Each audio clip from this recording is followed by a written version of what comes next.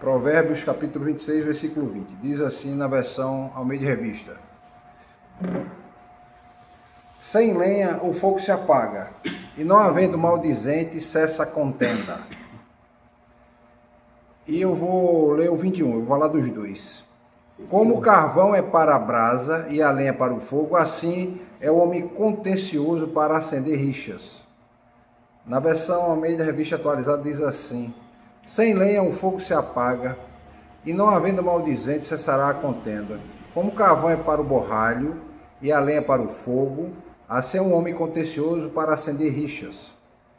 Na versão que é a tradução na linguagem de hoje, nova tradução na linguagem de hoje, diz assim: sem lenha o fogo se apaga, sem mexericos a briga se acaba. Como carvão sobre as brasas e lenha no fogo, assim é o briguento para atiçar uma briga.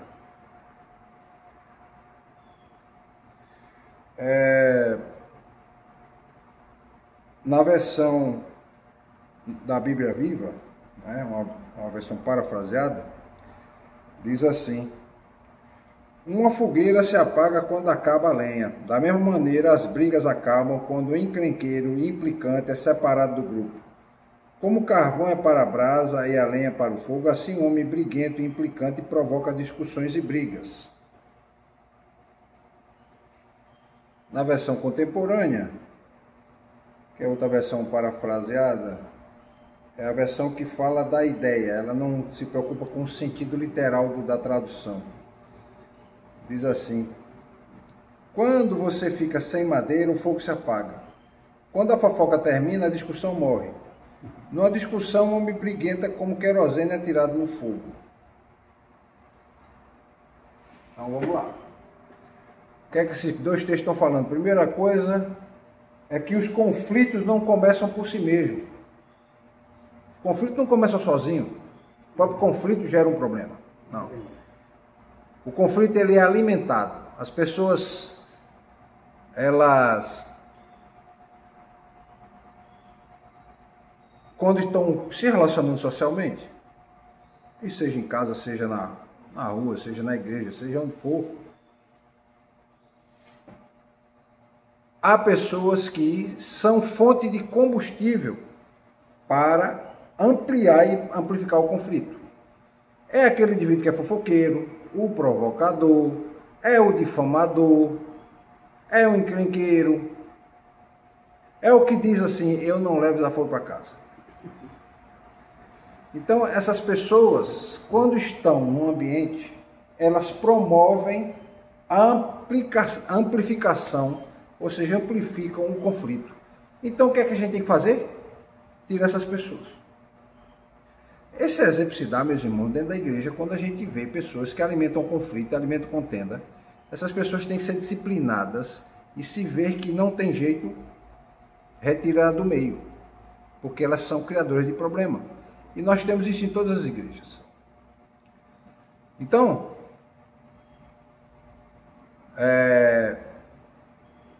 os conflitos não são aquela questão da fatalidade, como a gente diz assim, infelizmente aconteceu. Não.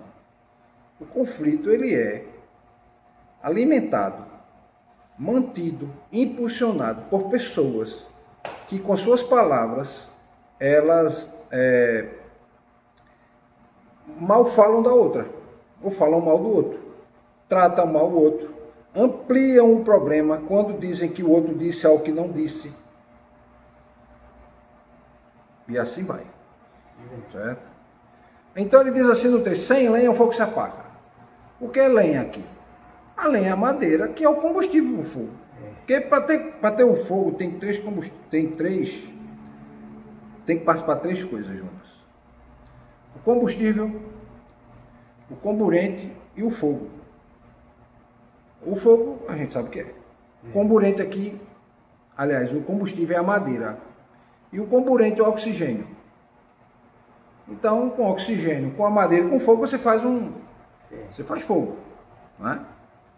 Então, fogo é possível, né? E calor, no caso. Fogo não, calor. Eu me confundi. É calor, comburente e combustível. Com calor, no caso, oxigênio, e com a madeira, a gente faz fogo. né? Então, como é que é a natureza humana? Se eu tenho várias pessoas, tem um assunto, e eu tenho um indivíduo que ele é que alimenta a discórdia, então essa pessoa tem que ser separada. Ele alimenta a discórdia. Temos gente assim que alimenta a discórdia. Eu mesmo aqui já vi na igreja gente falar certas coisas que é para alimentar a discórdia. E em todo canto é assim. Pessoas que abrem a boca para alimentar a discórdia. É quando eu dou aquele exemplo, eu falo daquela forma. A pessoa quer apagar o fogo jogando gasolina. Ele não apaga o fogo, ele vai ampliar o fogo. Ah, mas está jogando um líquido. Mas gasolina não, é líquido, mas não apaga. Né? Você tem que jogar água. Então, o fogo aqui, nesse versículo, significa a destruição, a violência verbal, a violência emocional, a violência moral. É o indivíduo que discute por qualquer coisa, que quer sempre ter razão, que ele não tem argumentos e aí ele passa a xingar o outro, certo? Porque eu digo uma coisa, quando alguém começa a xingar o outro é porque ele não tem mais argumento. Ele não vence o seu argumento. Então, para não vencer o seu argumento, ele vai lhe xingar. Ele lhe xinga para quê? Para irar você e você agredir ele e dizer, tá vendo? Eu não fiz nada. Ele veio e me agrediu. Não, você fez sim. Você não tem argumento. Por isso que quando alguém chega aí, vem com certo tipo de conversa, eu digo, olha, você tem que ter argumento. Não adianta vir me xingar, não. Tem argumento. Se não tiver argumento, é melhor calar a boca. Entendeu? E ir embora. Pronto. Não, porque tem que... Aí vem, diz coisas, né, com a pessoa, né? Então, a gente aprende na filosofia que isso é um argumento falacioso. É uma falácia, um argumento falacioso. Ou seja, a gente está usando um argumento mentiroso. Porque a gente não ataca, numa conversa, a pessoa. A gente ataca o argumento, o que a pessoa está falando, certo? Então, por isso que muitos irmãos, às vezes, dizem assim, feito eu já ouvi, né? Pastor Marco tem argumento para tudo. Não, não é ter argumento para tudo, não. É ter argumento para defender minha posição. Se a pessoa não tem argumento, paciência. Eu tenho argumento para defender minha posição, eu defendo. Certo? Então, se não há o difamador, que ele chama aqui de mexeriqueiro, de caluniador, de intrometido, conhece gente que se mete no assunto do outro, passa assim e se mete no assunto do outro, já vi gente fazer isso. E isso é perigoso, porque o indivíduo que entra no assunto do outro, ele não entra para apaziguar, ele entra para agravar. O intrometido faz isso. O pacificador é diferente. O pacificador chega e vê, gente, ó, vamos tentar resolver de outra forma, vamos conversar, né? Não, porque ele fez isso, não, mas vamos se acalmar, vamos acalmar os ânimos, vamos tentar resolver de outra maneira, com calma, vamos sentar aqui, vamos beber um copo d'água, né? Diferente do indivíduo chegar, realmente, rapaz, e ele disse isso, ele falou aquilo, olha, porque ele tem costume de fazer isso, pronto. Aí você está acendendo a fogueira, né, da discórdia.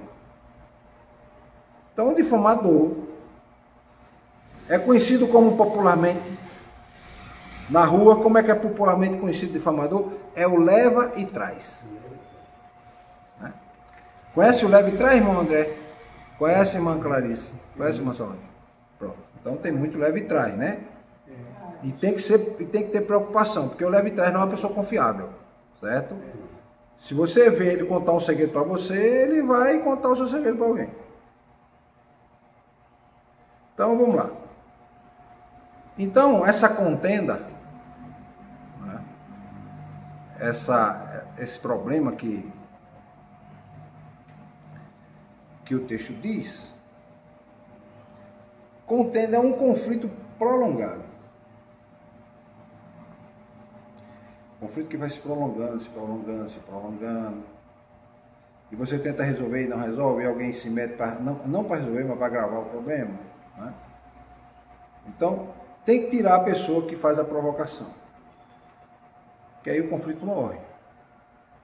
Não tem aquele velho ditado, né, que o pessoal diz assim, 12 bicudos não podem se beijar, não é? Então, se tem uma contenda, alguém do lado quer resolver, do outro lado também, mas tem gente que vem para agravar o problema. Às vezes estava quase resolvido. Às vezes a contenda estava quase resolvida, estava tudo se consumando, com paz e em paz. Mas aí o indivíduo vem e reacende uma fogueira, certo? Então,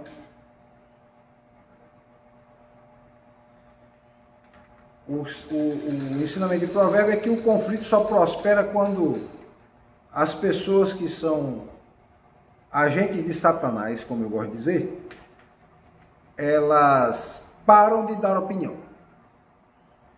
E o que eu quero dizer para os irmãos é o seguinte, quando você vê alguém entrar na conversa, que você vê que ele está querendo agravar o problema, você diz, fulano, eu não pedi sua opinião, esse problema não é seu, então é melhor você se calar e sair daqui, não emita opinião, o problema não é seu, tá? Se você não vem para ajudar, para agravar é que você não vai, então é melhor você, não, então não tem mais assunto e você vai embora, deixa outra pessoa falando lá, e deixa ele lá, alimentando, criando problema, entendeu? Diz, olha, meu problema eu estou resolvendo com fulano, o meu problema não é com você, nem o seu problema é com ele ou é comigo? É comigo, então pronto, então vamos resolver, esquece ele, simples assim. Tá? Porque se deixar, você trouxer a pessoa para o meio, ela vai criar problema. Então, a gente tem que ser honesto nessas horas.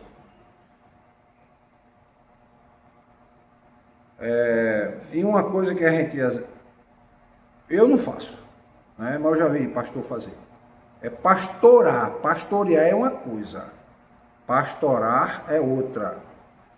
Pastorear é aconselhar, orientar. Outra coisa é pastorar,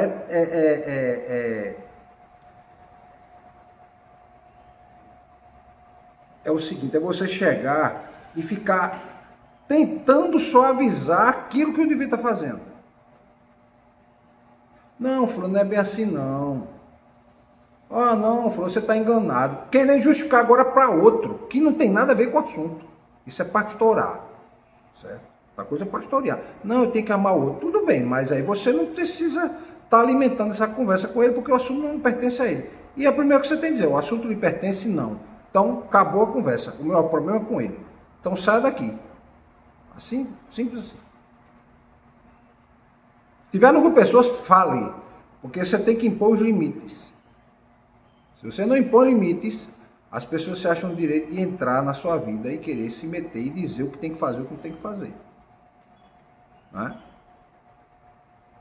Quantas vezes já aconteceu? Eu mesmo já passei experiências agradáveis, estar num grupo de pessoas e falando, e chega um, por exemplo, vou lembrar do que eu lembrei agora, eu estava num grupo, me fizeram uma pergunta na área jurídica, e pastoral. E aí eu estava explicando. Olha, eu penso assim, assim, assim. Por isso. Ah, o indivíduo chegou. Eu já estava terminando de explicar. Ele não tinha escutado nem a pergunta.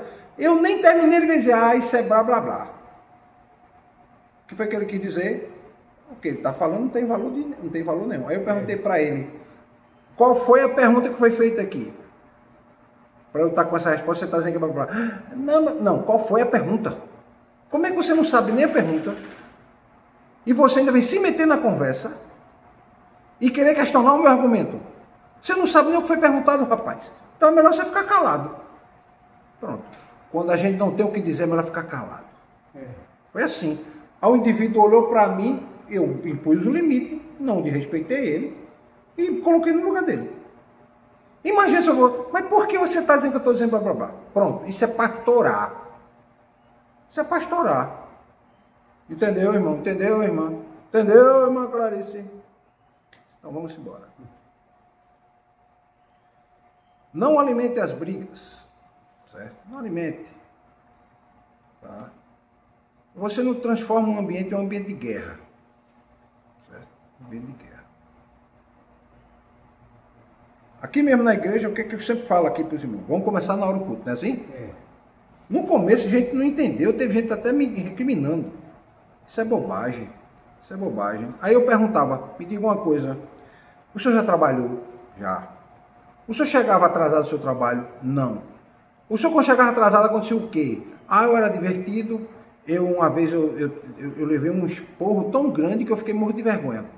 Aí eu lhe pergunto, por que quando a gente vai fazer as coisas para Deus, a gente faz de todo jeito e não tem compromisso? Isso demonstra que o senhor tem mais compromisso com o seu trabalho que com o próprio Deus. E outra coisa, a questão não é horário aqui. O meu problema não é horário. Podia ser 6, podia ser 7, podia ser 10, podia ser o que for. A questão é compromisso. E respeito.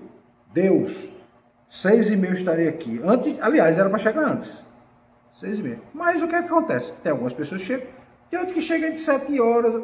Problema dele. Mas quem vai dirigir culto, vai trabalhar no culto, na atividade de culto, ele tem que chegar antes. Ele tem que ter compromisso. Ah, porque o irmão quer chegar de 7, já der problema é dele. Mas nós que estamos responsáveis pelo culto, temos que chegar na hora e começar na hora.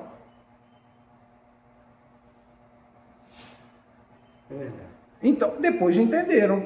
Todo mundo começou a compreender. Não, o pastor tem razão. A gente tem compromisso. A questão não é horário, a questão é o compromisso. Tá? Então vamos começar. Chegou, só tem uma pessoa, começa com uma pessoa. A mesma coisa da escola dominical. Eu já disse aqui. Se eu chegar aqui e tiver uma pessoa, eu ensino para uma pessoa. Como já aconteceu, né, irmão? Né? Eu acho que eu dei aula para o senhor sozinho uma vez aqui, não foi? Foi. Irmão Juvenal também. Irmão Juvenal, há 15 dias atrás, estava sozinho aqui. 2 vezes já. Aí da primeira vez chegou, olha pastor, o senhor vai dar aula, só tem eu aqui. Sim, qual o problema? Não, porque fulano, quando chegava, via que não tinha ninguém, ia embora. Ah, irmão, eu sou outra pessoa. A minha visão é outra. A minha visão é do compromisso. A visão minha não é de quantidade de pessoas, nem de horário. A visão é compromisso. Então, eu tenho meu compromisso, então eu tenho responsabilidade com o que eu faço. Então, eu chego para dar aula, pode ter 1, pode ter 10, pode ter 20, pode ter 100. Eu já falei para um auditório com 500 pessoas. E estou falando aqui para 3. E qual o problema? E falo do mesmo jeito. Com a mesma dedicação. Então, essas coisas que eu falo, quando a gente tem responsabilidade e alguém quer se meter no que você está fazendo sem saber daquilo, então você tem que colocar no lugar dele, porque senão vai virar contenda. Então, uma coisa que a gente tem que aprender, meus irmãos, o conflito não nasce sozinho. O conflito não nasce sozinho. Eles são alimentados por pessoas. Conflito existe, é inerente ao ser humano? É. Nós temos conflito com nós mesmos. Quantas vezes eu já não briguei comigo mesmo? Meu Deus, como você é besta, você fez isso. Mas depois eu fui pensando, peraí, já passou. Adianta eu ficar me martirizando. Eu tenho que tirar uma lição daí. Então, quando a gente aprende que com os erros a gente tira lições, a gente olha para o erro não como uma forma de ficar cobrando de si mesmo, né? Ah, eu fui muito besta, ah, eu fui muito isso, ah, eu fui muito aquilo. Não. Olha, eu fiz isso, a minha intenção não era essa, de errar, a intenção era de acertar. Então, o que foi que eu fiz de errado? Fiz isso, então a partir de hoje eu vou fazer mais. Eu estou vendo que não funciona. Eu estou me prejudicando. É como relacionamentos. Relacionamento, eu digo, não é casado, não. É relacionamento com qualquer pessoa. Se você está num grupo de pessoas que você não é respeitado, que você não é honrado, que as pessoas não lhe tratam como deveria tratar, para que você vai para lá? Para quê? Para que conviver com pessoas assim? Você pode até ir uma vez, 2 errar, mas depois você começa a parar para pensar, peraí, o que é que eu estou fazendo? Estou indo para um lugar, as pessoas não dão valor. A gente tem que aprender com Jesus. Jesus disse, ó, quando você chegar num lugar, lembra, irmão André, que ele mandou 2 em 2. E como é que a gente faz, Jesus? Ó, quando você chegar no lugar, se você for bem recebido, você entre, você vá na casa, você almoce, você converse, você brinque junto, ria junto, confraternize, joia. Se você chegar no lugar e não receber, você bata até a poeira do pé e vai embora. Porque você ali não vai ser percebido, mas vai ser percebido em outro lugar. E as pessoas vão lhe dar valor. Você tem que ir onde as pessoas lhe valorizam, gente. A gente tem que ir no lugar que as pessoas valorizam a gente, que respeitam a gente, que honram a gente. Às vezes honram a gente com um copo d'água. Porque quantas vezes você já não foi na casa de alguém e alguém não lhe ofereceu nada? E você vai na casa do outro, tem que tomar um pouco, olha, tem isso aqui, vem cá, olha, toma isso aqui. Ele está lhe honrando, né? Está lhe valorizando. Então a gente tem que ser assim. Ir nos lugares onde honram a gente, valorizam a gente. Porque é lá que a gente vai ter menos conflitos. Né? Então a gente tem que lutar para preservar a nossa unidade.